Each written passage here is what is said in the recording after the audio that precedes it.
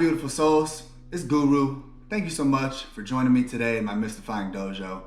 Guys, I'm welcoming you all back to the gyms, welcoming you all back to at least partial real life. The quarantine seems to be over, but at this point, who really knows what's going on? If you're like me, if you're like most of my clients, most of us are getting back into shape, getting our conditioning right, and we're changing up some of our habits. So guys, some of our pre-existing habits or our training methods or our routines we've been following before the pandemic, sometimes those routines are hard to break and we kind of fall into just one methodology of training, and that's how we define our program. Coming out of the quarantine, guys, we have a great opportunity to switch it up, break some habits, and maybe start a more efficient training program that works best for your goals. So guys, today I want to talk about the 3 different types of muscle contractions. There's concentric, there's eccentric, and there's isometric, known as a static hold. So guys, I'm going to go into detail about each contraction and why you should include them in your training routine. Guys, thank you, much love, much hugs. Okay guys, so like I said, there's 3 different types of muscle contractions: concentric, eccentric, and isometric. The most common type of muscle contraction is concentric contraction, and that's when we're shortening the muscle through tension, or we're bringing the muscle attachments closer to each other. We might be fighting a weight or an object through gravity and overcoming gravity throughout the repetition. Like I said, it's the most common type of muscle contraction. A good example would be a push-up or a pull-up, where shortening muscle fibers in order to bear tension. Guys, the second type of muscle contraction I'd like to talk about is eccentric muscle contraction. During an eccentric contraction, the muscle develops tension while lengthening. So that would be sort of like a negative. You're out on the bench press and you are fighting gravity. Your muscles are trying to stay long, overcoming the weight and the gravity and the shortening of the muscles. Guys, it's known as a negative many times.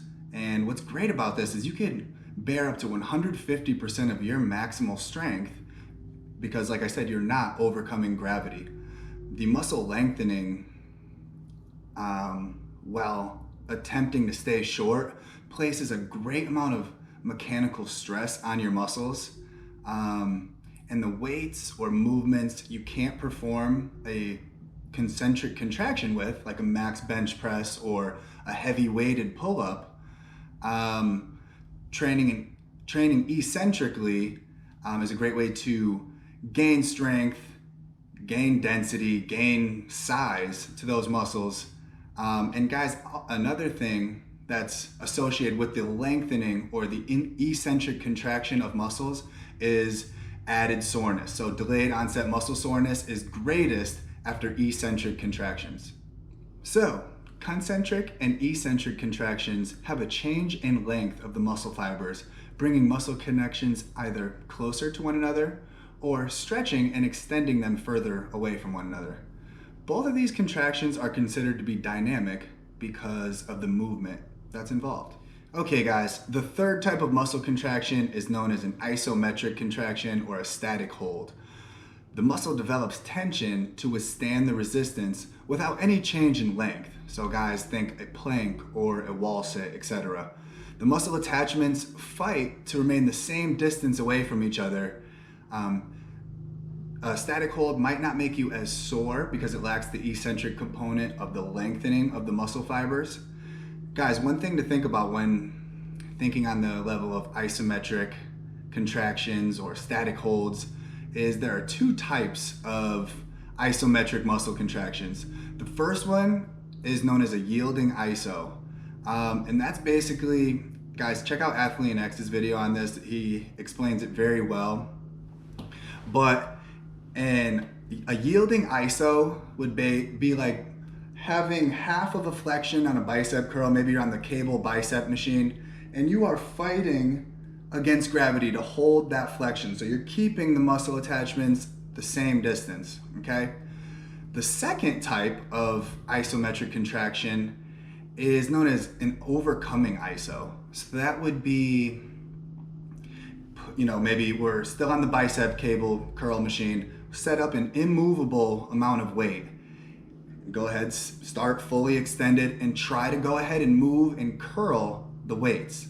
Guys, when we talk about hypertrophy, tension is key for hypertrophy or growing your muscle fibers, and your muscles will experience more tension during a static hold rather than a concentric contraction. Here's why. During a concentric contraction, you are changing the angles during the repetition. So you're shortening your muscles and you're lengthening them. The tension is adjusted throughout the repetition rather than just one steady, consistent time under tension with the muscle fibers fighting to stay the same length. So guys, when we're talking tension and muscular time under tension, static holds are the way to go. And guys, it's a great way to build size, density, and overall muscle endurance in whatever piece of musculature you're working. Like I talked about earlier, the pandemic set a lot of our strength and conditioning and maybe overall physical health back a bit. But the time off and the resetting of our programs is a great opportunity to maybe break some old habits and incorporate some new methods of exercise into our daily routine. So guys, like I said, the most popular movement or muscle contraction I'm seeing at the gym or just in everyday life is a concentric muscle contraction, where we're fighting our body or weights to overcome gravity. But guys, all three types of muscle contractions should be used when looking to gain strength and overall functionality. My name's Guru, aka White Shaman, aka Natty Boo Boo, and guys, thank you so much for joining me in my humble, mystifying dojo. Guys, I really love you, and if you've yet to subscribe to my channel, please do. Guys, tell your squad, tell your loved ones, because this channel was created out of love. So guys, as I say, if it's not love, it's fear. So guys, please, let's tap into our love.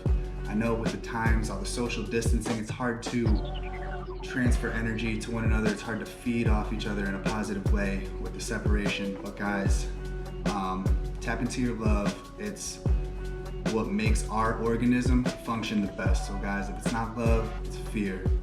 Thank you so much. Peace. All right, Goo Gang. There's one more thing I want to talk about, and it's C4 energy drinks. So guys, many of you have probably tried the C4 pre-workout. For the most part, this is the same stuff.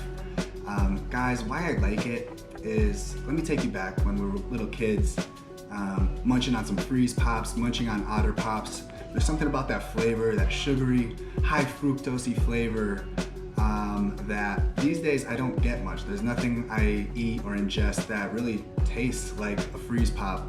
So guys, these drinks are okay, but you know what? If you want to get the taste of a Freeze Pop or an Otter Pop, dudes, blue and green C4s are so good, especially cold on a summer day. It'll bring you back to being a little kid. 200 milligrams of caffeine, so that's okay. Not the finest or the most wholesomely sourced ingredients in this drink, but like I said, they're delicious. They remind me of Freeze Pops. One little funny thing that I think is kind of corny is it says beta power, because the drink contains beta alanine, the skin tingle stuff that's found in pre-workout. It's kind of corny because why would we want beta power when we could have alpha power? Beta power. But nonetheless, guys, it's a tasty drink. Give it a try. If you're local, you can find it at Stop and Shop. Much love, much hugs.